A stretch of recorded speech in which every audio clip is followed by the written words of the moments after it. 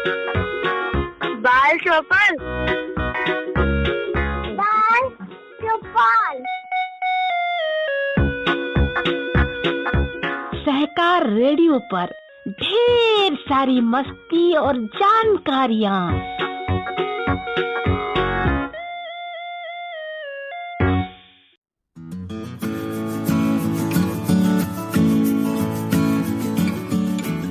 Hello बच्चों, सहकार radio के कार्यक्रम बाल चौपाल में आज आपके साथ हूँ मैं सुनीता। आज मैं आपको सुनाऊंगी एक मेंढक की कहानी, मेंढक की चतुराई।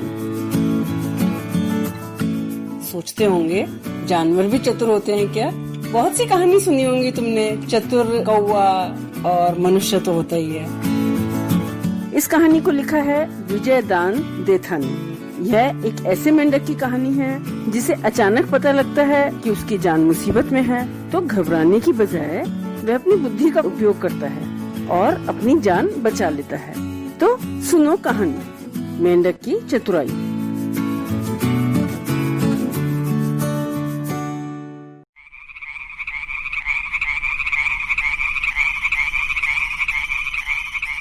एक था मेंढक। एक बार तालाब का निवास छोड़कर वह घूमने के लिए बाहर निकला। वह अपने ध्यान में मगन और निश्चिंत होकर फुदकता हुआ जा रहा था कि अचानक उसे मालूम हुआ कि पीछे से किसी ने उसकी टांग पकड़ ली और टांग पकड़ते ही कोई उसे एकदम सीधा आकाश की ओर ले उड़ा। एक पैर से टंगा हुआ ऊपर की ओर उड़ता ही गया जैसे मेंढक के पंख लग गए हों। उसने सोचा कि भगवान का दूत उसे जिंदा ही स्वर्ग ले जा रहा है। उसके मन में काफी अभिमान हुआ कि सहसा उसकी नजर भगवान के दूत पर पड़ी तो तुरंत पहचान गया, अरे ये तो कौवा है, आज तो बुरा फंसा, कैसे बचाव हो। किंतु अब डरने से तो चलेगा नहीं। अब थोड़ा घबराया तो, लेकिन सोचा कुछ उपाय सोचना चाहिए, अब तो चतुराई काम आएगी बस। उड़ते उड़ते कौवा मेंढक को खाने के लिए एक बड़ी शिला पर आकर बैठ गया, क्योंकि उड़ते उड़ते तो खा नहीं सकता था।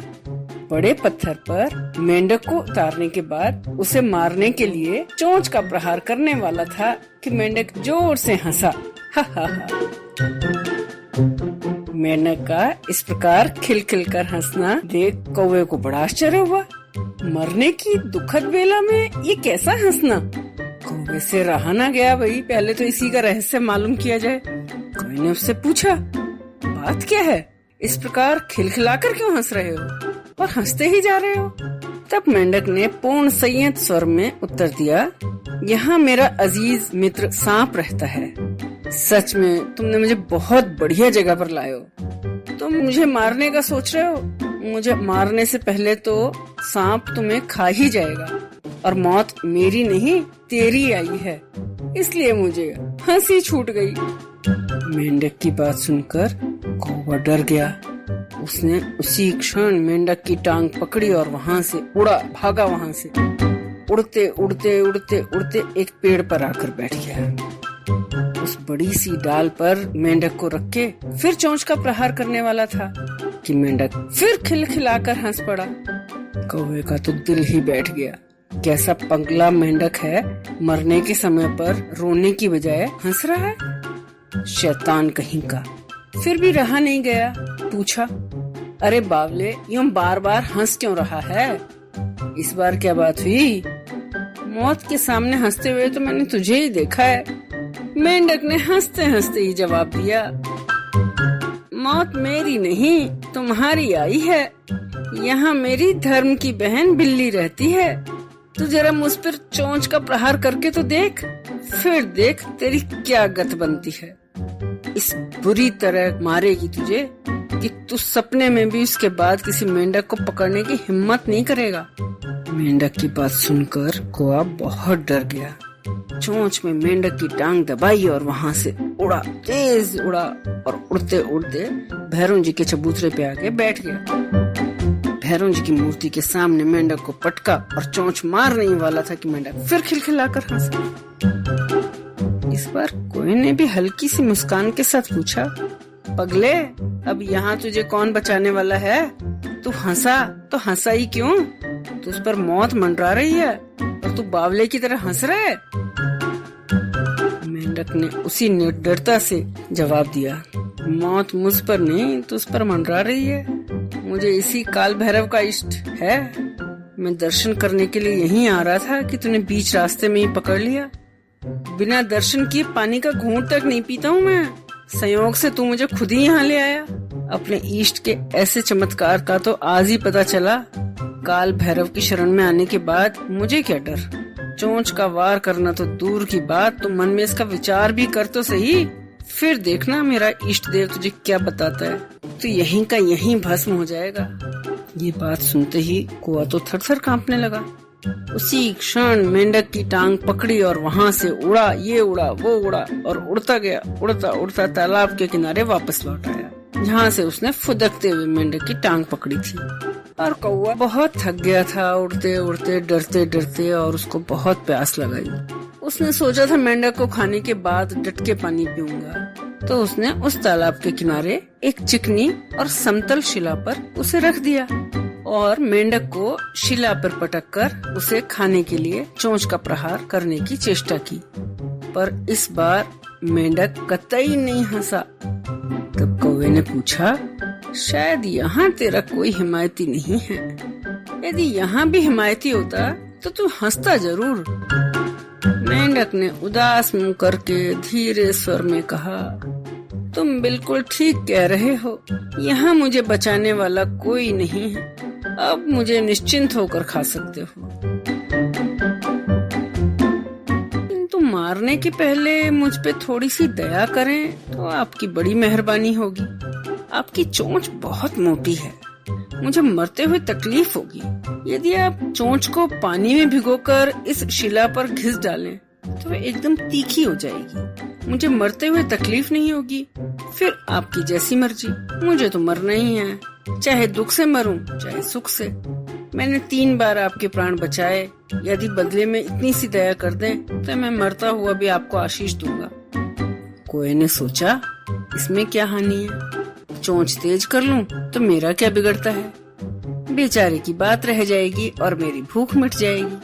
मेंढक की तरफ आंख की पुतली घुमाकर बोला, पानी में भिगोकर अभी इसी शिला पर चोंच भाले के समान तेज करता हूँ। तो डर मत, यहीं बैठे रहना, इधर उधर मत फुदकना, अभी वापस आता हूँ। मेंढक कहने लगा, इधर उधर फुदक कर मुझे कहाँ जाना है। यदि आपको विश्वास ना हो तो मत जाओ, मुझे क्या, मरने का क्या दुख क्या सुख।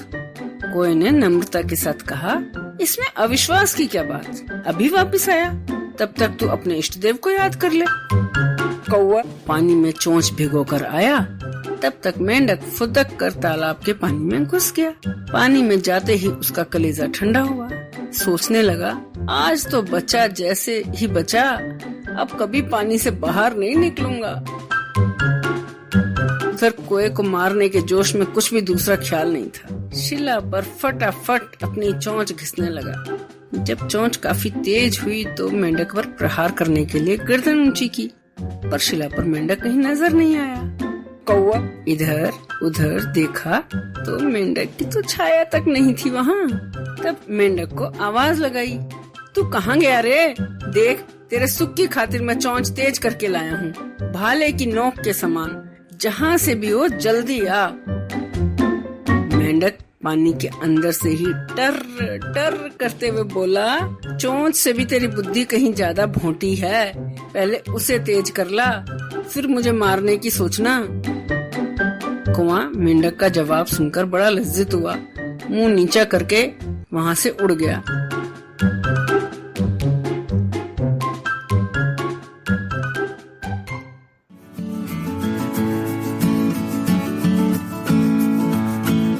तो बच्चों, ये थी कहानी मेंढक की चतुराई।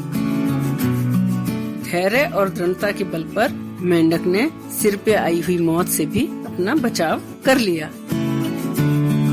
आपको ये कहानी कैसी लगी, कमेंट बॉक्स में लिखकर हमें जरूर बताइएगा।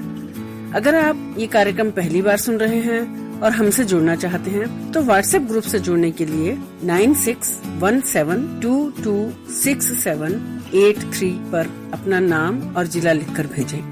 फेसबुक से जुड़ने के लिए पेज लाइक करें, या फिर अगर आप हमसे यूट्यूब पर जुड़ना चाहते हैं तो हमारा चैनल सब्सक्राइब करें। सभी लिंक डिस्क्रिप्शन में दी गई हैं। तो आज के लिए बस इतना ही।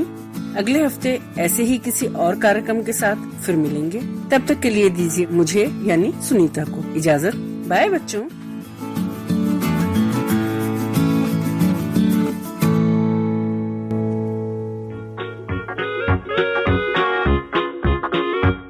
बाल चौपल। बाल चौपल। बाल चौपल। सहकार रेडियो पर ढेर सारी मस्ती और जानकारियाँ।